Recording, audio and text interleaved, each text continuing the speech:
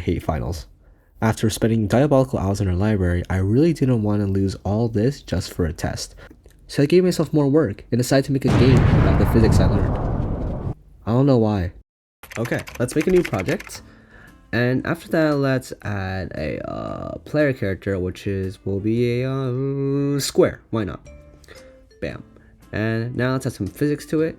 And just like that, he can move, and just as quickly, we'll remove all the physics. And now it's not working again. And after fixing it once, I broke it again. Oops. Okay, now you can see we finally have it working, and we're out and about, we're floating around doing whatever cubes like to do, I guess. So let's add a bit more, right? Let's add a bit more stimulation. Let's add some walls, because who doesn't like being enclosed in a small space? And just like that, our walls are done. Let's test them out. Oh shoot, our walls are horrible. Okay, so now the walls are actually intact and acting a bit more wall-y. So after this, I decided to extend the walls a little bit and make a little challenge for myself by making this hole in the middle. And you see it works pretty well, other than the fact that it tumbles. So I couldn't have that happening, no fun allowed. So I made it so you can't tumble around in them. And you see it works perfectly well in here, where I absolutely cleared that gap. I made the uneducated decision to challenge myself, and that went as well as you think it would. Yeah, bad. Keeping with this no fun allowed theme, I added death. So anyway, speaking about death, I also added, our classic spikes, because every single person knows what those do. They kill you, like that. But when I'm looking at these logs, I don't like these error messages. Maybe I should fix that. So far we've got a square, and we've also got a triangle. So the next logical step is, of course, to add a circle. This circle will probably represent our planet, and I want like a aura around it to make sure people will know the radius effect. So we did some investigative journalism. I couldn't figure it out though, so I decided to go to an old friend of mine. Let's just call them digital friend for some assistance. So after a purple circle, nothing at all, and just one singular dot, we finally have something that looks something correct. But at the top you see it's a little glitched, so after a bit of work, it finally works as intended. Oh, okay. Why do I do this to myself? Okay, so it finally works. I don't know if you can tell, but maybe if I just slap a trust me bro on this, y'all will believe me, right? Okay, now it's time to do some construction on the level. I decided to extend the current section.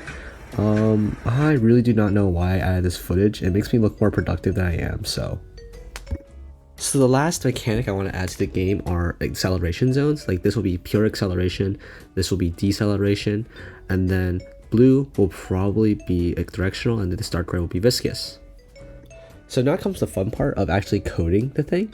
I'll just let it run here. It's honestly pretty simple, just adding some forces. So let's do a quick test for a second. The bottom's the test subject, and nothing has changed. Okay, so after a quick fix, it finally works. And after quickly confirming the rest of them work as well, such as the acceleration seen here, and the directional one that we'll see here, there's one more that is a problem child, and that's the friction/viscous one, which doesn't work as intended. But after bouncing on it a little bit, it finally works. Okay, I might have lied when I said that was the last mechanic. I wanted to add a save mechanic so people don't die and like lose all their progress. And so I made this, but you see it kind of doesn't work super well right now. You keep on accelerating, but eventually I fixed that, and now we have a proper save system in place. Now that the mechanics are done, let's move on to the next step, which is level design. Something I wanted to incorporate into level design was the idea of using planets and their gravity to turn really fast. Since energy is conserved, that means that if you go with a certain velocity, you'll come out at the same velocity. So I decided to use that to make it so that people could turn really fast, even if they were going really fast as well. So I decided to pay homage to Flappy Bird by having a lookalike for the first level. Then after that, I decided to use that gravity assist I was talking about earlier so you can clear the turn without hitting the spikes. So for my next one, I decided to make this thing where you have to be perfectly good at like controlling your acceleration and deceleration. So this one, you can see you don't want to accelerate into the spikes. The second one, you have to go up and down, make sure you don't hit the spikes on the top or the bottom. Then finally, I decided to do this thing where you have to like perfectly align yourself with a small opening at the end. My next idea was to make this thing where you have to avoid the planets because they have spikes on them, and then finally I decided to use that gravity assist again to make sure you know how to actually like clear the turn. For the last thing, I decided to make a really simple maze. It's a really easy one to solve, but the idea is that you have to use the acceleration zones to make sure you actually solve for like the fastest way to get through the maze, or else it'd be kind of slow.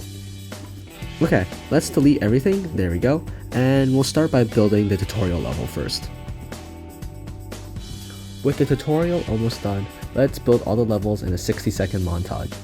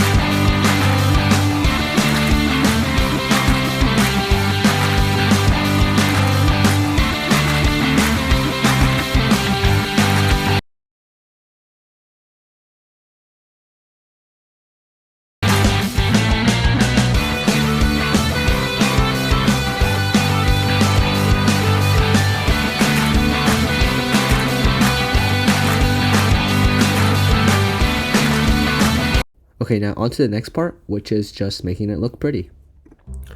So for the art style, I want to go for something more spacey and futuristic, so that's why it's like a pure white background with a blue dash in the middle. But once I tried to actually apply it to the current sprites, it didn't go so well. So I decided to get out a magic wand and fix all my problems with a click of a button. Bang! So for the next part of the art, I wanted to do something from an old video game I played called Oralux. I wanted to imitate its clouds here for anything to do with zones. So I decided to draw some clouds and then make sure it tiled properly.